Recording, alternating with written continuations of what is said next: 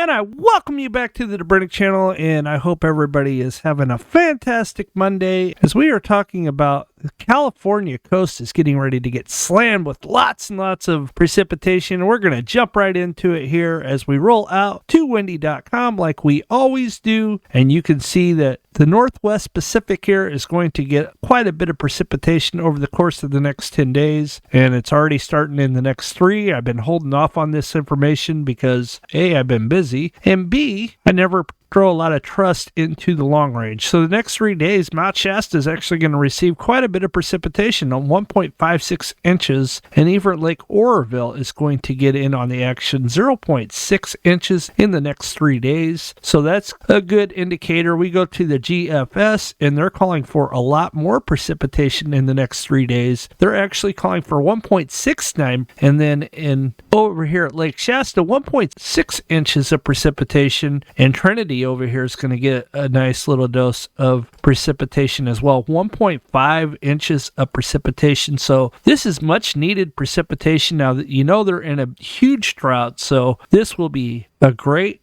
start to the winter season, being that we are at the end of November. We need more of this. So the new snow precipitation in the next 3 days is going to be 12 inches plus here and 8.2 down here in Lake Oroville, 7.1. So they're saying. So we go back to the European, not as much, 3.4. Usually the European's more aggressive and the GFS is not. So we'll be watching that to see if that comes to pass. There was a 14.5 reading there. So that's fantastic news, and you can see this is all up and down from British Columbia all the way down to Washington State, over to Oregon, California. You can see what is going on there. Now, we go to the next 5 days, this thing lights up even further, and more over here towards Denver, Colorado. So this is really, really good news. They're definitely in need of precipitation here. This whole West Coast is just in shambles as far as the drought goes. It's just terrible. Now, check out here by Lake Shasta up here. Mount Shasta itself, 40.3 inches in the next 5 days. So this is a good indicator of what's coming down the pike. We go up to Chester here, you're going to get 23.3. We go to East Quincy, you're going to get 23.8. You get the gist. There's quite a bit. Happy Camp up here, 27.1. We go to Willow Creek, 24.7, but 33 inches over here in the next 5 days. And this is the European, and the GFS, on the other hand, is calling for a modest 21. We'll take it, right? We go the next 10 days, and this thing really lights up. You're talking almost 47 inches of precipitation here on the GFS, which is crazy. And it takes it all the way down here to even Bakersfield. Could get a little bit of snow, possibly. You're talking 0.4 to my friends down there at Bakersfield. So hello, Bakersfield. I hope all is well. And we go up here to Mammoth Lakes, 24.1. Salt Lake City itself is going to get around 20.2, and then Steamboat Springs over here, 20.4. Vail over here, 11 inches. Vail over here, 19 inches. Grand Junction, 9.8. Telluride, 13 inches. Montrose, 12.7. Page down here is even going to get in on the action, 1.1 inches. Kanab over here is going to get 3.5. Cedar City, 5.3. And St. George, 2.3. Good news for this whole section. Well, definitely the whole state of Utah is going to get in on the action for a change. Most of Nevada is going to get in on the action. Colorado, 95% of this is going to get precipitation. We go over to the European model, and they're still calling for snow even further down here, all the way down here to Redlands and further. It's going to get it in on the precipitation. Over by Vegas, they're not going to get no snow, but the mountains to the west of Vegas are definitely going to get 7.5. And check this out by Kanab over here, 10.7. So they're saying up here they're still calling for 53 inches. My Lord, it's a lot of snow. So we will see which one wins out, as we always do. Lake Shasta up here, 61 inch, and they definitely need this. Hopefully this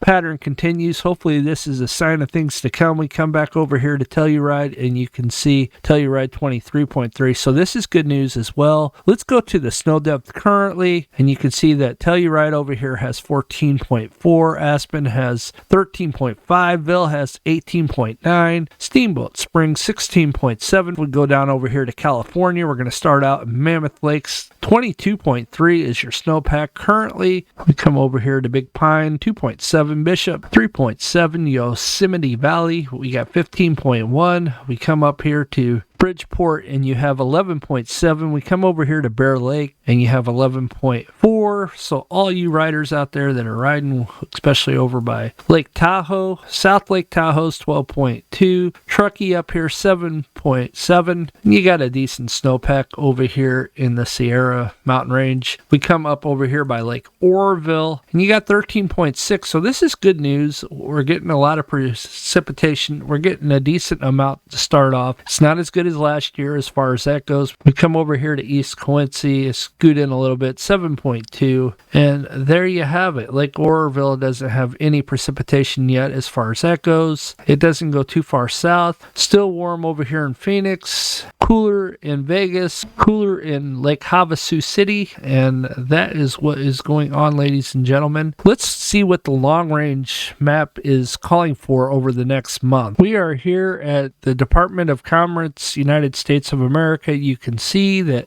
Idaho, you are going to be above precipitation. You got equal chances here. Missouri over here above, and equal chances all the way over here. We scoot out. You can see that all the way down to Nevada is 33 to 44% to be equal or above. So this is what's going on here. We go over to the East Coast. You're going to be below from central Illinois all the way over to the East Coast, with the exception of an equal chance in Florida, and that is what's going on there. Now let's go check the drought map next. Here is the drought map, and you can see that most of the United States needs precipitation really, really bad. There's very few spots, just as last time as we talked about. The states that have no drought going on is Maine, for the most part New York, Pennsylvania, quite a bit of Virginia and West Virginia. A lot of Florida is fine. And you have pockets like over here by St. Louis is fine. Over here in Wisconsin is fairly well, but look at Minnesota, it's pretty dry. The whole West, this is why the Mississippi was dropping. You have a little spot here in Colorado that's fine, but unfortunately it's on the wrong side of the divide. It's going to the east instead of the west. This map will change a lot with the next system coming through. These maps come out generally on a Thursday, so we have to keep that in mind. And let's roll over to Lake Oroville and see what the current water level is and see how far we have to let it come up. As we roll out to Lake Oroville, you can see the current water level 659.72 feet MSL Monday, November 28, 2022 at 4 p.m. The level is 240.28 feet below full pool of 900, and changes since yesterday. This thing continues to fall further and further. As you can see, it's further than it was last year at this time. It has come down quite a bit. It's still not the lowest it's ever been. This happened in October of last year at 629.36 feet.